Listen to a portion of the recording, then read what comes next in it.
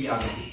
3-4 बातें हैं जो मैं जोड़ना चाहूंगा आपने जो बातें कही उस पर, और जो सवाल अभी नहीं उठ रहे हैं जिस पर मैंने देखा है कई लोग इस बात पर ध्यान भी नहीं केंद्रित कर रहे हैं। बहुत साफ तौर से इस सीएजी रिपोर्ट ने इन बातों को कहा है कि जिन मंशा के साथ, जिस स्पिरिट के साथ ये नीति शुरू में बनाने की बात हुई, बार बार अलग अलग कदमों पे उसको बदला गया। ये था कि ज्यादा से ज्यादा लोग इसमें भागीदारी करें, वो सिमट कर जहां पहले 77 लोगों को इसमें भागीदार थे, होलसेल का काम करते थे, वो घट के 20-22 हो जाता है, बल्कि 14 हो जाता है। ये 14 ऐसी संस्थाएं हैं जो आपस में संबंध रखती हैं, कुछ देश के एक ऐसे हिस्से से आती हैं जहां संदेह की स्थिति बनती है कि वहां के राजनेता या उनके परिवार के लोग हमारी आपकी सरकार के साथ संबंध बना कर सकते हैं। इन सब पर भी गहराई से बातचीत होनी चाहिए, क्योंकि जो बात हम लोगों ने कांग्रेस के मंचों से बार बार कही है कि शराब नीति के बनने के 8-9 महीने पहले से इसकी बारीकियां पब्लिक चर्चा में आ गई। ऐसा क्या है, ऐसी कौन सी कोई ऐसी आबकारी नीति नहीं है जिसकी बारीकियां उस नीति के बनने के पहले आम चर्चा में आ जाए। और ये बहुत से लोग जो इस बात को जानते हैं, सरकारी अधिकारी इस बात को कह रहे थे कि आम चर्चा में इसलिए आ रहा था क्योंकि सरकार और शराब के ठेकेदारों के बीच में और उससे संबंधित लोगों के बीच में जिस नीति का बार बार चर्चा हो रही थी, जो अपने में दिखाता है कि ये सरकार अपने विवेक से नहीं बल्कि उनके और जो भी शराब के ठेकेदारों के बीच में संबंध बने थे उससे निकलते हुए जो इन दोनों के आत्महित थे उसके ऊपर ये पूरी की पूरी नीति बनी, और इस पर अलग से एक जांच होनी चाहिए। ये सिर्फ सीएजी रिपोर्ट, बार बार लोग कहते हैं, जैसे अभी कुछ लोगों ने कहा कि साहब सीएजी रिपोर्ट में सीधे सीधे भ्रष्टाचार का शब्द नहीं इस्तेमाल हुआ। सीएजी की रिपोर्ट में कभी भ्रष्टाचार का शब्द नहीं इस्तेमाल होता। वो अनियमितताओं की तरफ दिखाती है, वो इस बात की तरफ संकेत करती है कि आपकी मंशा क्या थी और अंत में हुआ क्या, और उसके बीच में जो कहानी है वो सरकार और जांच एजेंसियों के ऊपर निर्भर पड़ता है कि उसके अंदर की सत्यता निकाले। मैं 3 चीजों की खास रेखांकित करना चाहूंगा जो बातें इन्वेस्टिगेट करनी चाहिए। सबसे पहले आम आदमी पार्टी की सरकार ये कहती है कि हम बोतल प्रति बोतल जो है अब हम एक्साइज नहीं लगाएंगे। उन्होंने ये कहा कि कुछ साल पहले से जिस तरीके से जिस स्तर पर एक्साइज कलेक्ट होता था हम उसी पर हर साल 5 या 10% बढ़ाकर एक मूल जो है हम लोगों से ले लेंगे। उसके बाद वो कितनी बोतलें बेचते हैं, क्या नहीं बेचते हैं, वो जाने, उनका काम जाने। पहली चीज तो जीएसटी के आने के बाद इस देश में इतनी टेक्नोलॉजी है कि जब एक लेस के चिप्स के ऊपर आप अलग से जीएसटी लगा सकते हैं, तो बोतलों के लिए आपने इस तरीके के अलग काम क्यों किया, ये संदेह की स्थिति बनती है। एक जमाना हो सकता है। दूसरा ये था, यही आम आदमी पार्टी बार बार कहती थी कि दिल्ली में 30 से 40% से ऊपर अवैध शराब बिकती है। यानी अगर हमारे यहाँ समझ लीजिए अगर 10,000 बोतलें बिकती थी तो ये माना जाता था कि 13 से 14,000 बोतलें बिक रही हैं, इसलिए 3 से 4,000 बोतलों का एक्साइज सरकार में नहीं आती। तो फिर 10,000 बोतलों की सेल को क्यों हमने स्टैंडर्ड माना? इसका मतलब है इस सरकार ने 30 से 40% चोरी को एक लीगल सैंक्शन दे दिया कि अगर एक सिस्टम में 30 से 40% लीकेज है तो हम नए सिस्टम में 30-40% के लीकेज को भी लीगल मानेंगे। इसका मतलब है डेलिबरेटली इन्होंने अलाउ किया है होलसेलर्स को कि अपनी पहले की इलीगल एक्टिविटी को आज आप लीगैलिटी के नाम से आगे चलाएं।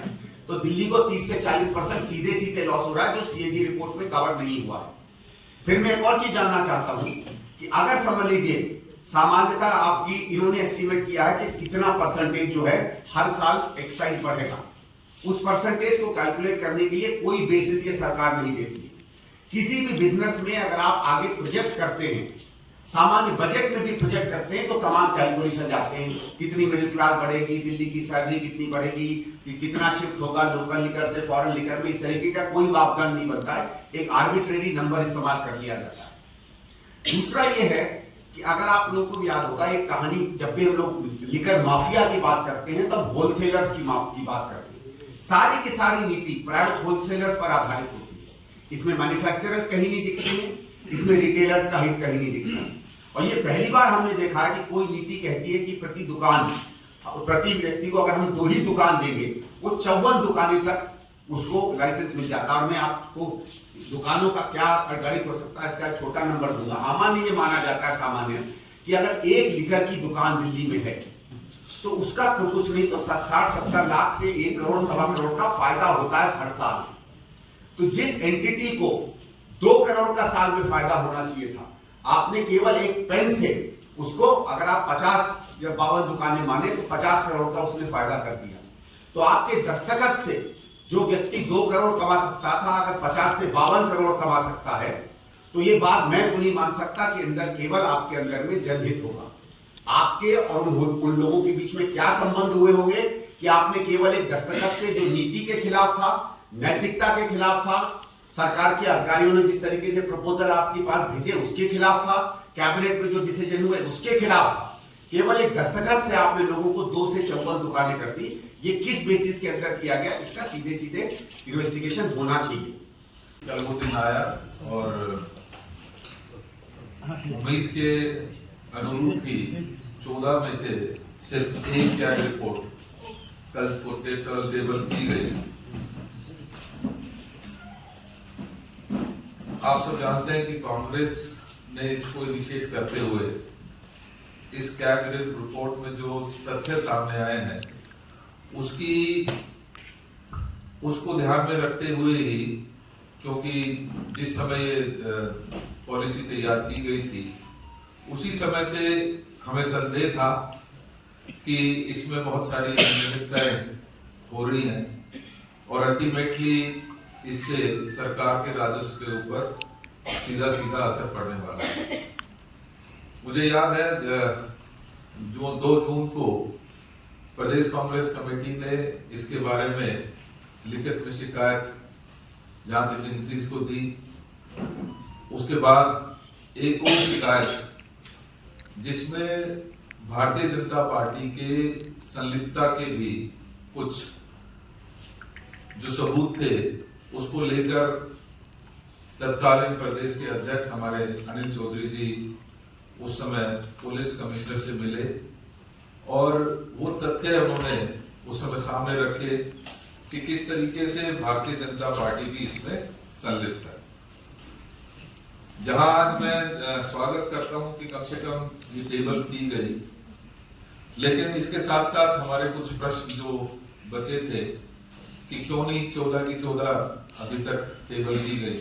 हमें और आपको मालूम है 2017 के बाद लगातार जो हम अपने मंचों से, अपने प्रेस ब्रीफिंग से लगातार इस मुद्दे को उठाते रहे हैं कि दिल्ली की जनता की हार्ड अर्न मनी का दुरुपयोग किया जा रहा है, उसकी लूट की जा रही है, उसको हम लगातार उठाते रहे और कहीं ना कहीं वही सारी चीजें आज कैग की रिपोर्ट में सच साबित होती नजर आ रही हैं। हम ये चाहेंगे कि ये सबसे पहले तो ये जो कैग की रिपोर्ट्स हैं इनको पीएसी में डिस्कस होना बहुत जरूरी है, तो जल्दी से जल्दी एक समयबद्ध तरीके से ये पीएसी की फॉर्मेशन हो और उसमें इन रिपोर्ट्स को प्रॉपर तरीके से जांच की जा सके और आगे जिन लोगों ने इस लूट में संलिप्त थे उन लोगों को सजा मिल सके। हम ये चाहेंगे कि ये सरकार सुनिश्चित करे कि जल्दी से जल्दी पीएसी की कमेटी को फॉर्म करे और उसमें ये डिस्कशन हो। लेकिन इसके साथ साथ क्योंकि कई ऐसे पहलू हैं, हम और आप जानते हैं कि पीएसी की परंपरा ये रही है कि जो वैसे तो इसमें ऑपोजिशन के जो लीडर होते हैं वही उसको चेयर करते हैं, लेकिन दिल्ली में लगातार हमने देखा कि जो शासन में सरकार होती है वही इसको लीड करती है।